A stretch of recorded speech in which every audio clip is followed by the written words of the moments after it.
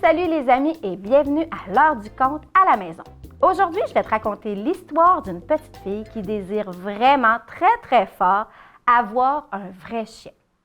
Mais un chien, ça vient avec beaucoup de responsabilités. Et son papa et sa maman ne croient pas que c'est le bon moment. Mais Lisa réussira à trouver une très bonne idée afin de pouvoir cajoler et jouer avec un vrai chien. Es-tu prêt à découvrir cette histoire? Oui? Allons-y! Je veux un chien. C'est un livre qui a été écrit et illustré par Helga Bench des éditions Nord-Sud. Je veux un chien. Je veux un chien. Pas un jour ne passait sans que Lisa ne répétât son souhait. Et quand ses parents lui demandaient ce qu'elle voulait pour son anniversaire, invariablement, Lisa répondait « Un chien ». Alors, des chiens, Lisa en avait des tas, à rayures, à pois, à roulettes et en peluche. Mais un vrai chien tout poilu qui aboie et qui remue la queue, pas un. « Oh, notre appartement est bien trop petit, » disait sa maman. « Mais un chien rikiki qui ne prend pas plus de place qu'un oreiller sur un lit, ça me suffit, » suppliait Lisa. Et quand aurions-nous le temps de nous occuper d'un chien? Renchérissait son père. Moi, je m'en occuperais. Le matin, je lui préparerais un bol de croquettes et un bol d'eau. Et le soir, après l'école, oui, je l'emmènerai au parc, promettait Lisa. Et si nous partons en vacances, qui fera tout ça? Demandait sa mère. Mais on l'emmènerait avec nous?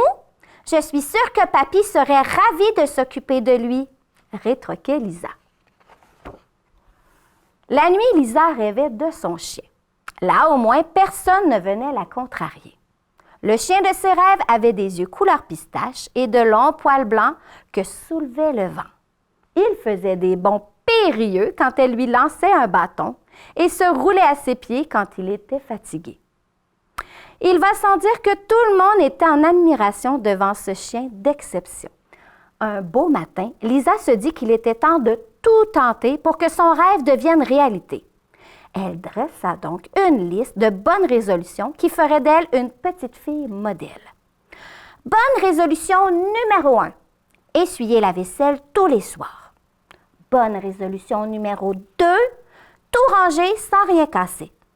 Bonne résolution numéro 3, passer le balai avant que maman l'ait demandé. Bonne résolution numéro 4, et là, ça se corsait, ne rien laisser traîner. Mais les parents de Lisa ne se laissaient pas si facilement amadouer. Malgré tous les efforts de leur fille, ils étaient inflexibles. Pas de chien. Eh bien, ils allaient voir ce qu'ils allaient voir, se dit Lisa. Et elle changea sa stratégie du tout au tout. Avec application, elle dressa une liste de mauvaises résolutions. Mauvaise résolution numéro 1. À la moindre contradiction, bouder. Mauvaise résolution numéro 2. Un jour sur 2, je ne touche pas à mon dîner. Même si c'est le jour des saucisses purées. Mauvaise résolution numéro 3. Ne pas hésiter à piquer une terrible colère en tapant du poing par terre. Mauvaise résolution numéro 4, ne pas dire un mot de toute la journée. Le nouveau comportement de Lisa ne manqua pas d'inquiéter ses parents, mais ils restèrent campés sur leur position. Aucun chien ne mettrait une patte dans la maison. Quand vint son anniversaire, Lisa était pleine d'espoir. Son vœu allait-il enfin être exaucé?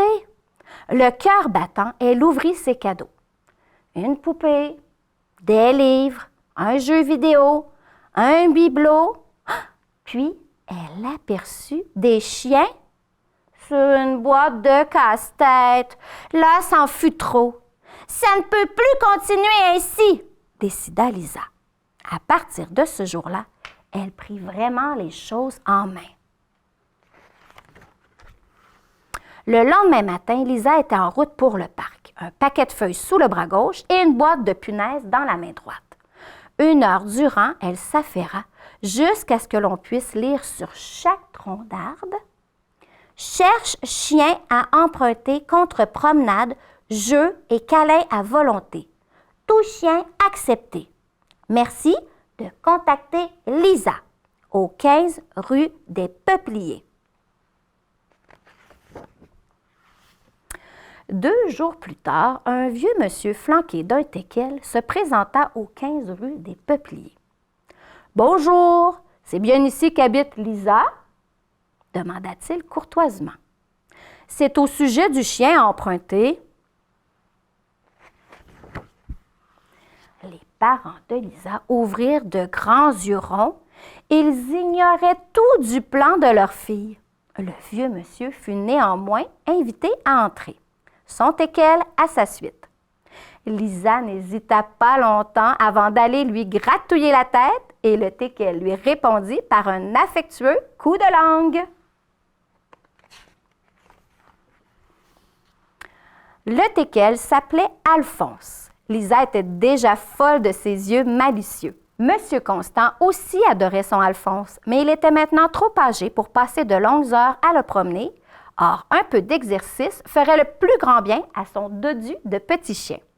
Alors, si Lisa voulait bien s'en occuper, Lisa leva les yeux implorants vers ses parents, qui cette fois-ci furent à court d'arguments. « C'est d'accord, dirent-ils. » Lisa était aux anges. Enfin, elle avait un vrai chien à câliner. Monsieur Constant était bien content de ne plus devoir sortir par tous les temps. Quant à Alphonse, il redoublait d'énergie depuis qu'il avait une nouvelle amie. Quelle belle idée que Lisa a eue afin de pouvoir cajoler et jouer avec un vrai chien.